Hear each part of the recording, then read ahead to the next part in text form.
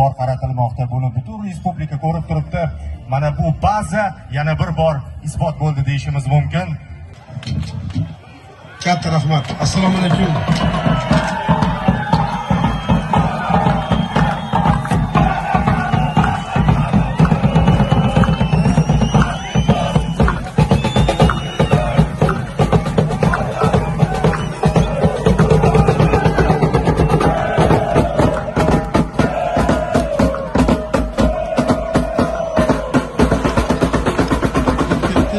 Muhtaram prezidentimiz boshchiligida O'zbekistonda yangi O'zbekiston qurish yo'lida hamma sohalarda, hamma jabhalarda, hamma yo'nalishda xalqimizni rozi qilamiz deb yangi islohotlar, yangi burilishlar, yangi g'oya, tashabbuslar amalga oshirilmoqda.